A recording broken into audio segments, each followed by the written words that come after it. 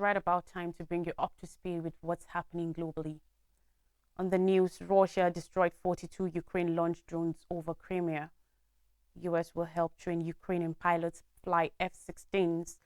Indonesians disappointed over football disaster ruling. Putin speaks over Prigozhin's plane crash, and Trump surrenders in Georgia in fourth criminal case. On Russia-Ukraine war, Russia's defense ministry has said its air defense forces destroyed a large-scale Ukrainian launch drone raid on the Crimean Peninsula, which Moscow annexed from Ukraine in 2014. Crimea has been aimed by Kyiv since Moscow launched its full-scale invasion of Ukraine in February 2022, but has come under more severe increased attacks in recent weeks. Early on Friday, the Russian Ministry of Defense said its forces shot down 9 drones while 33 others were suppressed by electronic warfare and crashed without reaching the target. It did not give more details on whether there had been any damage or casualties. It added that it had also shot down a Ukraine-launched missile over the Kaluga region, which borders the Moscow region. The Moscow-installed governor of the Crimean port city of Sevastopol, Mikhail Razvoyazev, said that numerous drones were destroyed over the Kherson's promontory. The cape is located on the outskirts of the Sevastopol, which is home to Russia's Black Sea port. It was not clear whether those drones were among the 42 reported by the Defense Ministry. All forces and services are in a state of combat readiness, Razvoyazev had said. Kyiv has continually said it planned to take back Crimea, and the drone assault comes 2 days after President Volodymyr Zelensky told a Kyiv conference in Crimea that the peninsula will be deoccupied like all other parts of Ukraine that are unfortunately still under the occupier. Ukraine said its forces had landed on the peninsula on Thursday and raised the country's flag during a special operation to mark its second wartime Independence Day. The Special Forces troops landed on Crimea's western shore near the towns of Olenivka and Mayak, where they had engaged in combat, Ukraine's GUR intelligence agency said. Moscow has also accused Ukraine of raiding the Russian-built bridge that links the peninsula to Russia and is a major supply route for the Russian military. The bridge, the only crossing over the Kerch Strait, has been closed due to several incidents, including an explosion in July. Russia has shown no sign of abandoning Crimea, which has been using as a platform to launch missiles on Ukrainian aims. Moscow took control of Crimea after a referendum held after Russian forces seized the peninsula 9 years ago that it claims showed the people of Crimea, who majorly speak Russian, wanted to be part of it. Ukraine has dismissed the referendum as fake, and the international community does not recognize Moscow's jurisdiction. Still on Russia-Ukraine war, the United States has said it will begin training Ukrainian pilots on F-16 fighters from next month, joining other allies working to boost Ukraine's air defenses some 18 months since Russia's invasion. The pilots will be brought to the US in September, where they will first learn English before connecting their training on how to fly the advanced fighter. On Thursday, while speaking in Washington, D.C., Pentagon spokesman Pat Ryder said the training in Texas and Arizona will involve several pilots and dozens of personnel to maintain the aircraft. U.S. President Joe Biden and his Ukrainian counterpart Volodymyr Zelensky deliberated the training program on Thursday, the White House said. He said in a statement that President Biden reiterated the U.S. commitment to support Ukraine's defense against Russian aggression for as long as it takes and to hold Russia accountable for its actions. The U.S. announcement expands plans by European allies Denmark and the Netherlands to donate F-16 fighters to Ukraine and train its pilots. Norway has also said it will provide the planes to Ukraine, with Greece joining the countries offering training. Speaking meanwhile, the chairman of the Joint Chiefs of Staff, Mark Milley, said Ukraine was expected to receive the planes in the not-too-distant future, saying they will strengthen Ukraine's air defenses and bolster its counter-offensive against Russian forces in the country's east. Milley noted Ukrainian forces were faced with Russian reinforcements that had many months to prepare minefields, tank ditches, and Dragon's Teeth tank obstacles in a very complex set of defensive preparations that the Ukrainians are fighting through. The Ukrainians have a significant amount of combat power remaining. This is not over yet, he said. Clearly, it's had partial success to date. Milley added in the interview in Amman, adding that the speed was slower than the planners had thought. Ukrainian forces were being trained vigorously in various parts of Europe on command and control of offensive formations and combined arms maneuvers, and to break complex obstacles that would strengthen its capabilities, the four-star U.S. Army general said. It is likely to be some months before Ukraine will be able to feel the benefits of the new fighter jets. Riders said that training on the F-16s were likely to last between 5 and 8 months, depending on the pilot's existing skills. Language training at the beginning was vital, given the complexities and the specialized English that's required to fly this aircraft, he said.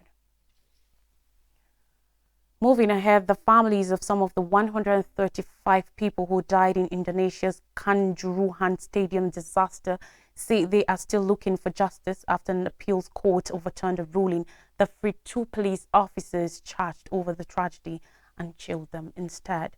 The officers, Wahyu Setio Purnato, the chief of operations of the Malang Regency Police, and Bambang Sadiq Akmadi, the head of the prevention units of the Malang Regency Police, were cleared of carelessness leading to injury or death in March by the Surabaya District Court. Indonesia's Supreme Court, in a statement on Thursday, said it had overturned the acquittals, instant sentencing the men to 2.5 years and 2 years in prison, respectively. There were 135 deaths after police fired tear gas into the pitch and into the stands at the end of March between rival teams Arema FC and Persebaya Surabaya in Malang on October 1st last year, in response to a perceived pitch invasion by fans disappointed with Arema FC's performance. The tear gas made fans to rush for the exits at gate 13 and 14 of the stadium, where many were crushed to death. Some of the families have also said that they suspect that their loved ones suffocated from the tear gas while still in the stands, a version disputed by the authorities. Hundreds of people were injured. In announcing the court's decision in March, Surabaya District Court Judge Abu Ahmed Sadki Atsmaya said that the Purnato and Akmadi had not been legally and convincingly proven guilty of giving orders to fire tear gas, although he sentenced another officer, Has Darmawan, the commander of 3rd Mobile Brigade Company of the East Java Police, to 1.5 years in prison for his role in the incident. The judge, while handing down his verdict, claimed that the police had not shot tear gas directly at supporters in the stands, but had only fired it onto the pitch, after which it had been carried by the wind and never reached the south stands, something witnesses said and video footages of the incident showed was false. A government-backed investigation from the National Commission on Human Rights, Komnas HAM, found that an approximated 45 rounds of tear gas were fired inside Kanjuruhan Stadium. There needs to be legal responsibility, Komnas HAM chairperson Ahmad Taufan Dominic had said. Russia's President Vladimir Putin has broken his silence over Yevgeny Prigozhin's purported death, some 24 hours after the Wagner chief's private jet crashed. Russia's president said the head of the mercenary group was a talented person who made serious mistakes in life. Putin also sent condolences to the families of all 10 people said to be on the board the plane that went down northwest of Moscow on Wednesday evening. However, he stopped short of explicitly confirming Prigozhin's death. From the moment the plane came down, there has been frantic speculation about what caused the deadly crash, whether Prigozhin was indeed on board, as stated on the passenger list. A Pentagon spokesperson at a briefing on Thursday said the U.S. believed the Wagner chief was likely killed in the crash. Villagers near the crash site in the Tver region say they heard a loud bang before seeing a plane falling out of the sky. One of the theories being investigated is whether a bomb was smuggled on board, reports suggested. The U.S. official said, according to reports, that the most likely cause appeared to be an explosion aboard the aircraft. Which caused the explosion was not known, although a bomb was one possibility, the official added. Another theory raised suggested that the jet had been shot down by the Russian anti-aircraft forces. This has not been confirmed, and on Thursday, the Pentagon said there was no information to show this claim. Ground staff in Moscow's Sheremetyevo airport, where the plane took off heading for St. Petersburg, are being questioned, and CCTV footage is being checked. Still ahead, yesterday, Donald Trump surrendered at the Fulton County Jail on over a dozen charges stemming from his attempts to reverse Georgia's 2020 election results. The 4th time this year, the ex-president has faced criminal charges. Trump spent a little over 20 minutes at the Fulton County Jail, where he was processed and released on bond. A mugshot of Trump was released soon after he left the jail. Trump's surrender in Georgia shows the fourth time this year the former president has turned himself into local or federal officials after criminal charges were brought against him, episodes that had never been seen in the U.S. before 2023. The scene of Trump traveling to be arrested while denouncing the charges against him as politically motivated repeated itself again Thursday, but that still didn't shake the remarkable and unprecedented scene of a former president and the leading GOP candidates for the White House in 2024 facing a criminal indictment. Trump called being at the jail a terrible and very sad experience in an interview later Thursday, adding, "In my whole life, I didn't know anything about indictments, and now I've been indicted like 4 times. Trump was booked in New York on state charges related to a hush money scheme in April, and in June, he surrendered at a Miami federal courthouse to face charges in special counsel Jack Smith's probe into the mishandling of classified documents. And earlier this month, Trump, who was placed under arrest in Washington, D.C., and arraigned on charges brought by Smith in his investigation into attempts to overturn the 2020 election. All of those cases could come to a head next year at the same time that Trump is running for president. And here are more stories. Fukushima water, China bans seafood from Japan. On Thursday, China announced it was barring all seafood from Japan in response to Tokyo's decision to start releasing treated radioactive wastewater from the Fukushima nuclear plant, dramatically intensifying an already tense feud between the two neighbors. The release is part of a controversial plan that has met fierce oppositions from numerous consumers, as well as some regional countries, with Beijing leading that criticism. The start of the release on Thursday afternoon stoked a fiery outburst from China, which described the operation as a selfish and irresponsible act. China's Customs Department then announced it will stop importing all aquatic products originating from Japan, meaning the ban could possibly limit all the oceanic products besides seafood, such as sea salts and seaweed. The Customs Department said in its statement that the step was targeted at preventing the risk of radioactive contamination of food safety caused by Japan's Fukushima nuclear contaminated water discharge and to protect the health of Chinese consumers. Japan has argued throughout the building controversy that discharging the treated water is safe and urgently needed to free up space at the crippled nuclear power plant. The discharge started 1 p.m. local time, according to state-owned electricity firm Tokyo Electricity Power Company, TEPCO. The company said it expects to discharge only about 200 or 210 cubic meters of treated wastewater.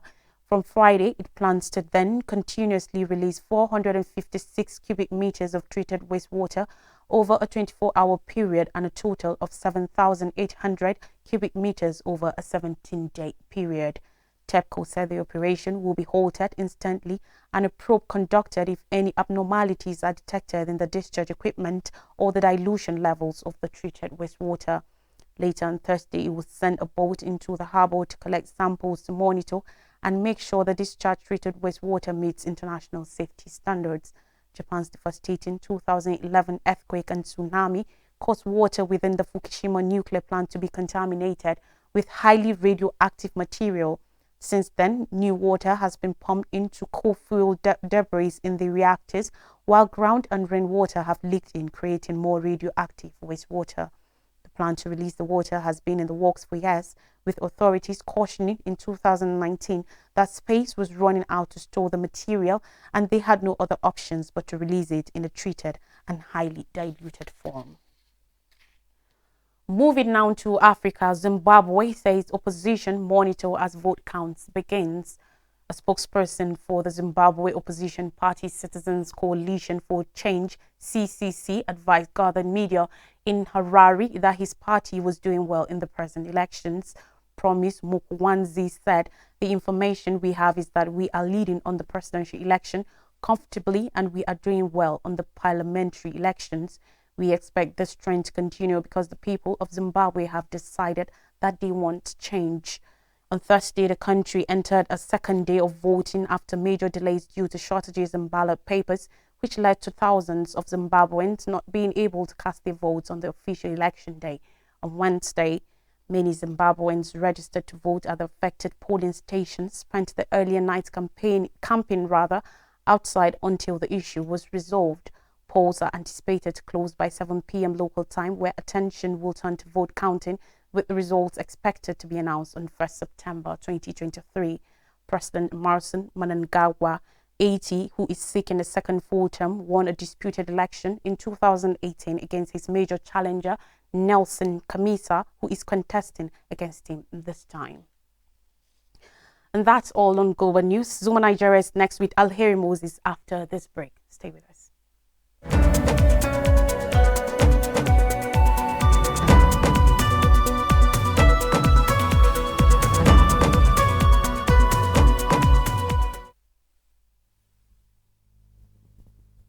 Welcome back. It's Zuma Nigeria. Thanks for joining me on the news. Tinubu intervenes in UAE visa-bound airlines crunch. President Bola Tinubu has given directives that issues affecting ties with the Emirates airline and issuance of visas to Nigerians should be instantly resolved, stressing that he stands prepared to personally intervene. The president said this while receiving letters of credence from 3 envoys at the State House Ambassador of the Federal Democratic Republic of Ethiopia, Mr. Awal Wagris Mohammed, Ambassador of the Republic of Cuba, Mrs. Miriam Moros Palmero, and Ambassador of United Arab Emirates, Salim Said Al-Shamsi. President Tinubu said to Al-Shamsi, I quote, "We're a family with UAE. We only live in separate rooms, but we are in the same house. We should look at the issues as a family problem and resolve it amicably. As you know, in every family, there are peculiarities. You can have an errant son or daughter, but we must work together. We need to agree on co-aviation and immigration issues." The ambassador of UAE said he already sees himself as a Nigerian, seeing the historical antecedents of the country, its long-standing leadership role in Africa, and its reputation for hospitality to strangers. The President, African countries have a better chance of overcoming economic and security challenges by looking inward for solutions and working the conversation on all of its promises and agreements. In a side meeting with the ambassador of Ethiopia, the President assured the envoy that Nigeria will continue to boost its relations with African countries in the areas of trade, security, and economic growth. Mohammed congratulated the President for the historic decisions he has taken in the country and the effect of the policies on the continent. Assuring of his dedication to improve relations between Nigeria and Ethiopia, the President noted that Nigeria and Cuba share some cultural similarities that can be discovered to boost the lives of citizens, especially in tourism and other economic sectors. We should collaborate more in science and technology, an area that will improve the lives of our people, particularly the youthful population Nigeria is blessed with, President Tinubu told the envoy. ASU demands arrears payment. Through the Office of the Accountant General of the Federation, the Academic Staff Union of Universities has asked the federal government to release outstanding promotion arrears on to its members in the interest of industrial peace and harmony in Nigerian universities. The union stated this following a National Execution Council meeting held at the University of Maiduguri. On Thursday, in a statement release, ASU said it was also disturbed by the news of employment racketeering perpetrated through the Integrated Payroll and Personnel Information System. The NEC noted with grave concern that ASU members are presently owed several months of promotion arrears arising from alterations traceable to the forceful enrollment of academics in the Integrated Payroll and Personnel Information Platform. NEC observed that the Office of the Accountant General of the Federation has failed to tackle issue despite numerous efforts by the union and university administrations. Consequently, ASU calls on the OAGF to ensure immediate release of backloads of promotion arrears to our members in the interest of industrial peace and harmony. NEC also disturbed by reports of massive employment racketeering perpetrated by operators of the discredited IPS, including scandalous revelations at the recent sittings of House of Representatives from panel on IPs. NEC observed that the unsavory trend has eroded university employment tradition in violation of the provisions of the Universities Miscellaneous Provisions Act 2003 and guidelines for appointment and promotion of individual universities. ASU rejects all illegal appointments sponsored by the IPs and its agents in Nigeria Public University. It said, finally, unemployment in Nigeria reduces to 4.1%. Nigeria's unemployment has fallen from 33 to 3% in 2020 to 4.1% in the first quarter of 2023 and 5.3% in the fourth quarter of 2022.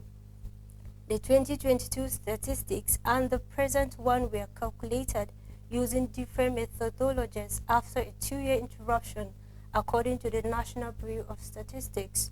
The country unemployment figure, which is an outcome of the labor force survey conducted in Nigeria, is coming 2 years after the last official data of 33.3% for the fourth quarter of 2020, which was released in March 2021. NBS said on its website, the National Bureau of Statistics has enhanced its methodology of collecting labor market data through the Nigerian Labor Force Survey in line with International Labour Organization guidelines. The results presented in this report are for the preference period of Q4 2021 and Q1 2023. The LFS, in a quarterly survey created with the intention of producing official national statistics on the labor force, employment and unemployment for monitoring and planning purposes. Thanks for watching. I am Alheri Moses. Have a blessed weekend.